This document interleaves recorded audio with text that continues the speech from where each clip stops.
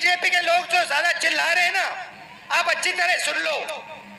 हमने अभी सिर्फ कर्नाटक का सबूत दिया है, हम आने वाले समय में लोकसभा का सबूत देंगे, हरियाणा का सबूत देंगे, बाकी प्रदेशों का सबूत देंगे और ये साबित कर देंगे कि बीजेपी आरएसएस वोट चोरी कर कर चुनाव जीतती है।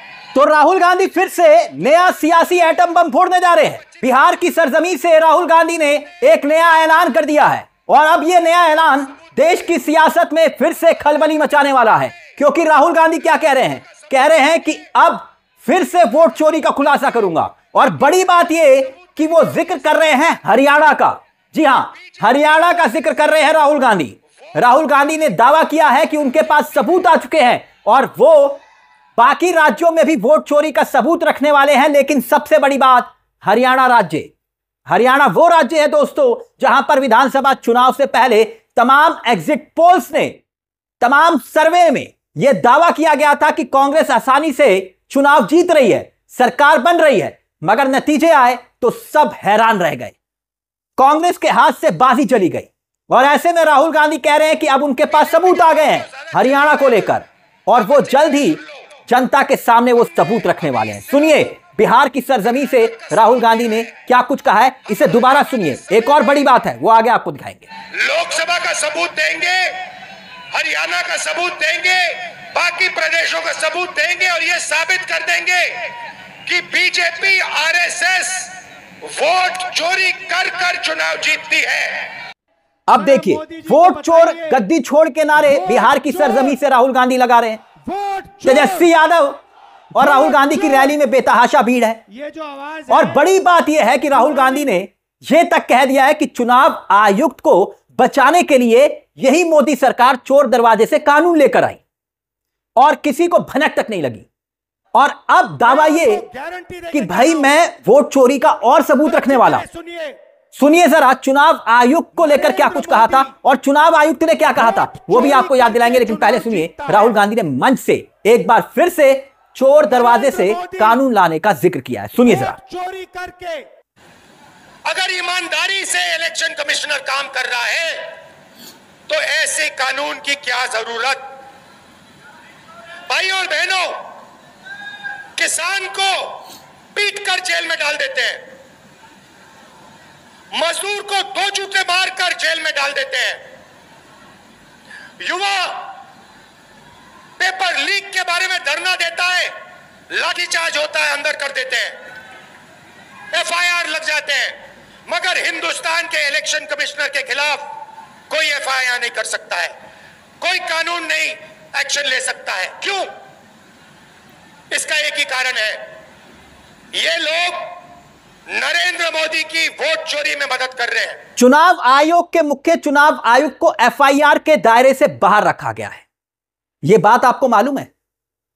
हो सकता है मालूम हो सकता है नहीं, मगर सोच के देखिए, जो बात राहुल गांधी कह रहे हैं कि एफआईआर से सुरक्षा देने के लिए कानून आखिरकार क्यों लाया गया, आज नहीं तो जांच नहीं।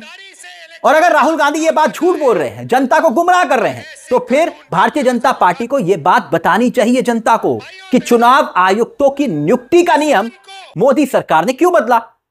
आयुक्तों को चुनने वाली जो कमेटी है उससे चीफ जस्टिस को क्यों हटाया गया, ताकि इस कमेटी में सिर्फ मोदी जी और मोदी जी की ही चले और मोदी जी ही तय करें कि कौन बनेगा मुख्य चुनाव आयुक्त।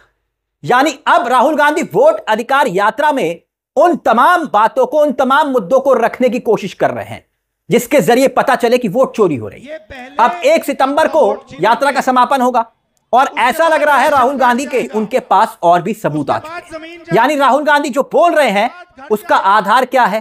क्योंकि कल तक तो मोदी के गुजरात मॉडल पर सियासी हमले राहुल गांधी कर रहे थे, कह रहे थे कि भाई ये मॉडल जो है वो चोरी का मॉडल है, आर्थिक मॉडल नहीं है, चोरी का है। और बकायदा उसका प्रमाण भी आ गया, अखबार की वो सुर्खियां जिसमें पता चला कि 10 गुमनाम दल और करोड़ों रुपए का चंदा।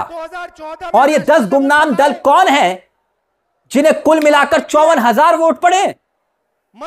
और यही बात राहुल गांधी मंच से पूछ रहे हैं, भाई ये कौन सा मॉडल है हरियाणा का किया। सुनिए जरा राहुल गांधी ने क्या कुछ कहा गुजरात मॉडल को लेकर। गुजरात मॉडल आर्थिक मॉडल नहीं है, गुजरात मॉडल वोट चोरी करने का मॉडल है।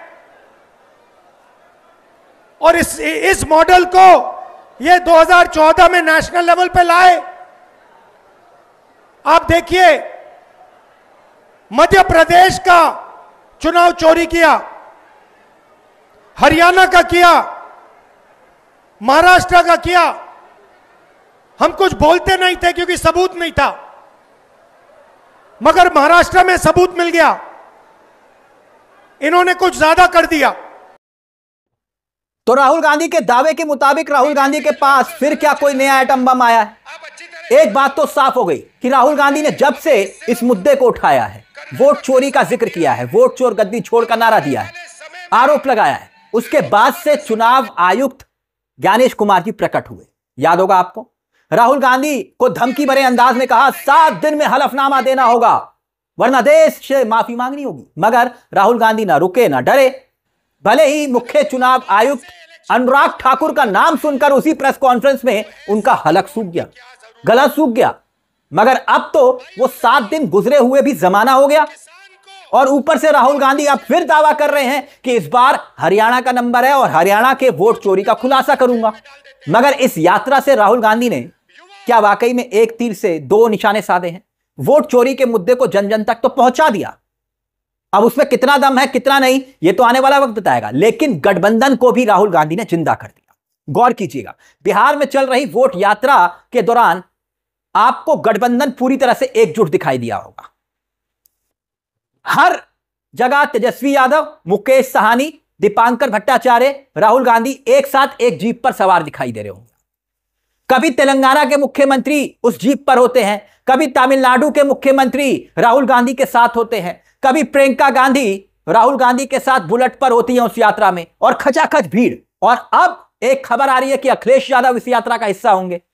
और अब याद करिए, लोकसभा चुनाव के वक्त एक वो वक्त था जब इंडिया गठबंधन को लेकर कितने देश की होनहार मीडिया ताने मारा करती थी कि कहां है इंडिया गठबंधन, कौन सा इंडिया गठबंधन। मगर अब जमीन पर दिख रहा ये इंडिया गठबंधन क्या देश की होनहार मीडिया को दिखाई नहीं दे रहा? ये खचाखच भीड़ क्या किराए की लाई गई भीड़ है? अब एक बात और गौर करिए, प्रधानमंत्री नरेंद्र मोदी हो या फिर अमित शाह, राहुल गांधी के आरोपों को लेकर ज्यादा कुछ नहीं बोले। तो क्या वो इस मुद्दे को बड़ा नहीं बनने देना चाह रहे? लेकिन बड़ा तो बन चुका है।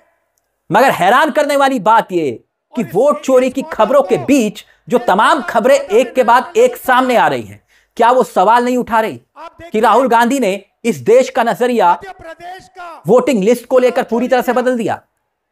26 अगस्त को जो दैनिक भास्कर की रिपोर्ट का हमने जिक्र किया, क्या ये उसी मुहिम का एक हिस्सा नहीं है कि 10 गुमनाम राजनीतिक दल और 4300 करोड़ रुपए का चंदा आखिरकार किसने दिया?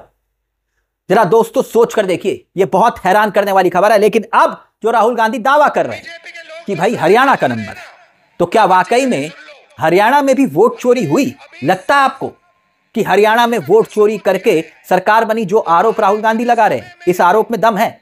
यानी कि पिक्चर अभी बाकी है जो राहुल गांधी कह रहे थे। तो क्या ठीक बिहार चुनाव से पहले राहुल गांधी एक बार फिर से नया सियासी एटम बम फोड़ने वाले हैं, जिसका दावा उन्होंने कर दिया है? इस मुद्दे को लेकर दोस्तों आपकी क्या राय है, हमें कमेंट बॉक्स में जरूर बताइएगा। मुझे तिलक चावला को दीजिए इजाजत। चलते चलते दरख्वास्त, हमारे चैनल को सब्सक्राइब करना मत भूलिएगा। यह मंच आप ही का है जहां पर कलम गुलाम नहीं। नमस्कार, जय हिंद, जय भारत।